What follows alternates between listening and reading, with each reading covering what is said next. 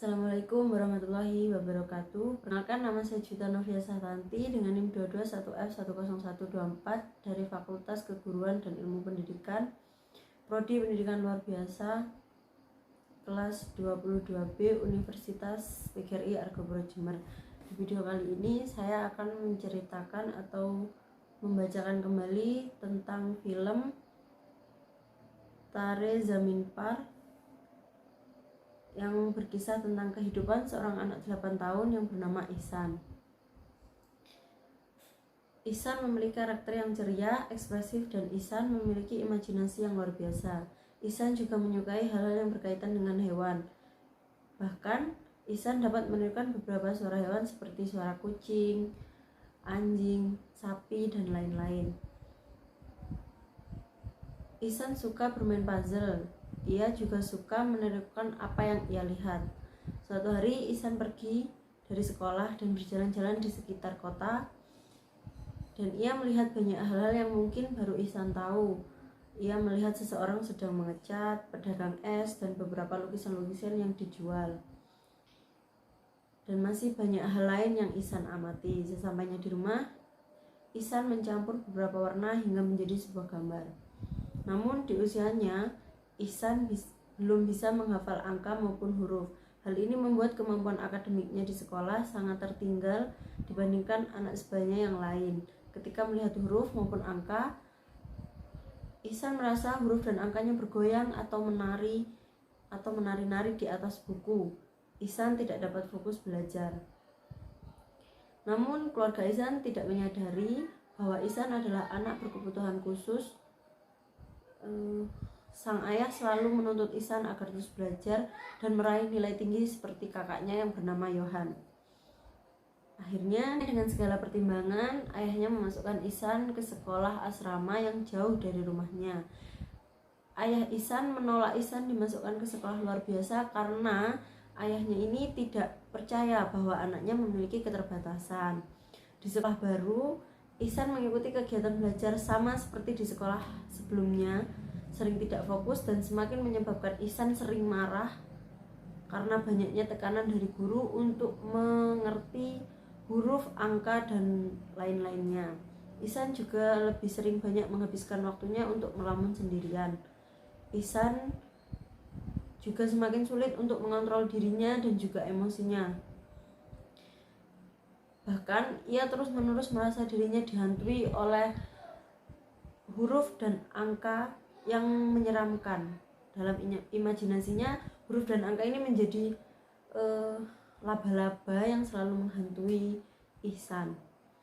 Ihsan juga menjadi anak yang pendiam, padahal Ihsan adalah anak yang ceria di sekolah lamanya. Hal ini menjadi penyebab utama memburuknya kondisi psikologis Ihsan. Suatu ketika di kelas seni, Ihsan hanya melamun dan tidak mau mengerjakan tugasnya. Kemudian Ihsan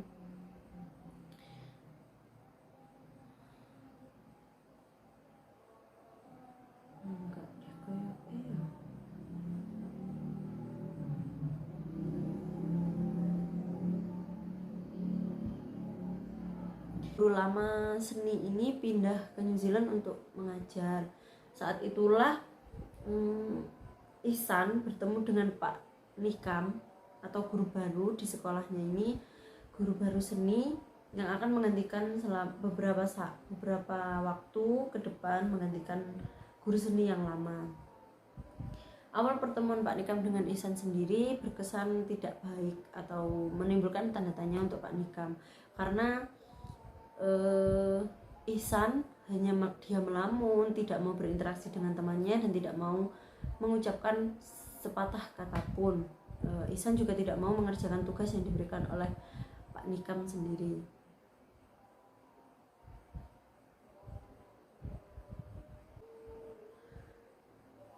Karena kesan pertama pertemuan Pak Nikam dengan Ihsan sendiri kurang menyenangkan atau kurang baik, akhirnya Pak Nikam menanyakan kepada Rajan atau teman sebangku Ihsan, ada apa dengan Ihsan, mengapa ia terlihat merenung dan takut kepada guru seni.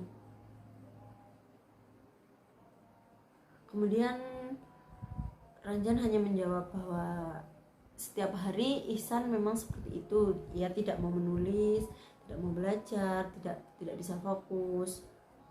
Kemudian Pak Nikam melihat beberapa buku belajar yang ada di loker kantor, melihat beberapa buku belajar Ihsan.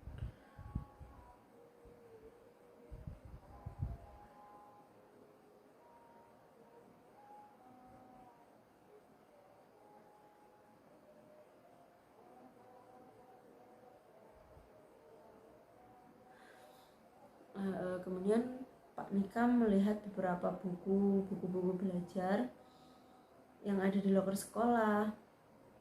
Pak Nikam menyadari sesuatu, namun Pak Nikam ini belum. Kemudian Pak Nikam melihat buku-buku belajar milik Ihsan yang ada di loker sekolah, dan banyak sekali coretan-coretan merah di buku Ihsan karena tulisan-tulisan yang Ihsan tulis itu tidak jelas atau terbalik-balik. Kemudian Pak melihat buku-buku belajar Ihsan yang ada di kantor. Kemudian Pak Ihsan menyadari akan sesuatu, namun Pak Nikam ini belum yakin akan angan-angannya atau perasaannya yang muncul ini. Kemudian Pak Nikam sendiri berkunjung ke rumah Ihsan, ke rumah Ihsan untuk melihat beberapa catatan-catatan Ihsan atau beberapa hal-hal yang Ihsan lakukan di rumah. Pak Ihsan menjelaskan, Pak Nikam melihat buku-buku sekolah Ihsan yang di sekolah lama, dan Pak Nikam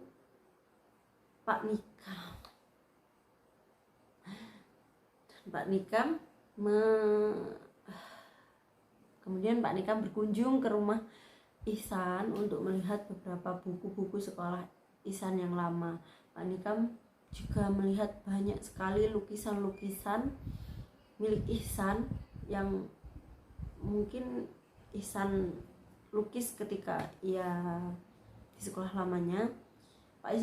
Pak Nikam juga menemukan buku lukisan berjalan yang Ihsan buat.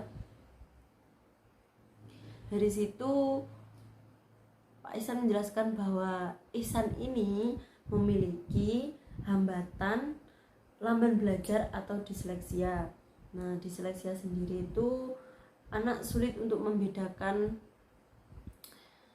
huruf yang sama seperti B dan D, kemudian H dan G, I dan L, seperti itu. Awalnya ayah Ihsan tidak percaya akan hal itu. Ayah Ihsan juga menentang perkataan Pak Nikam. Namun sang ibu terlihat bingung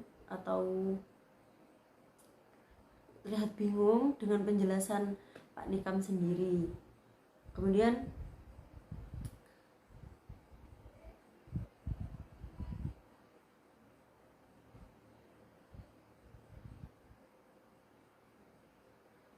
akhirnya Pak Nikam menyadari apa yang sedang dirasakan oleh Ihsan. Bagi Pak Nikam, Ihsan terlihat tertekan dan matanya seolah berteriak meminta tolong.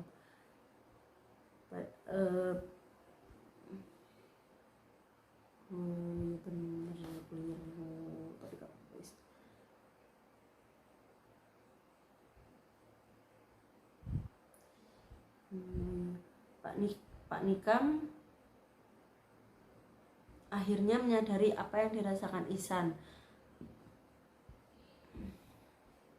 Bagi Pak Nikam akhirnya menyadari apa yang sedang dirasakan oleh Ihsan, yaitu perasaan tertekan dan matanya seolah meminta tolong kepada Pak Nikam. Pak Nikam hanya takut Ihsan akan tenggelam atau menyerah dengan hidupnya yang seperti ini.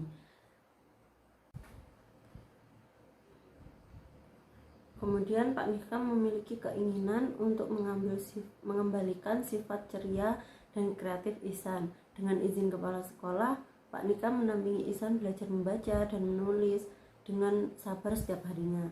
Seiring berjalan waktu, Ihsan telah mencapai perubahan. Ihsan dapat menulis, membaca, membedakan huruf, menghitung, dan lain-lainnya. Pak Nikam juga mengadakan lomba melukis di sekolah. Para hadirin tercengang melihat hasil karya Ihsan yang luar biasa indahnya.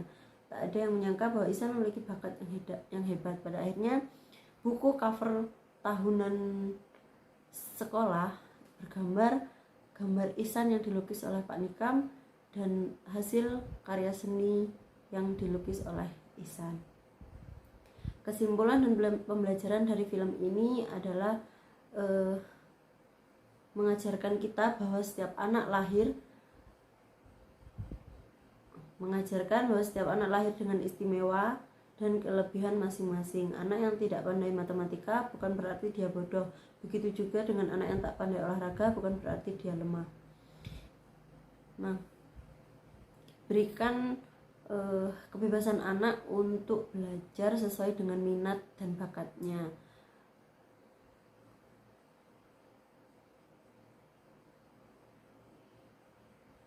Sebab di film ini diajarkan bahwa semua anak memiliki bakat dan potensinya masing-masing. Seharusnya orang tua dan guru dapat mengenali bakat setiap anak serta mengarahkan mereka untuk mengembangkan bakatnya, seperti memberi fasilitas atau memberi mereka dukungan untuk melakukan hal yang mereka suka, agar mereka juga nyaman dalam belajar dan dapat mengerti pembelajaran yang kita berikan.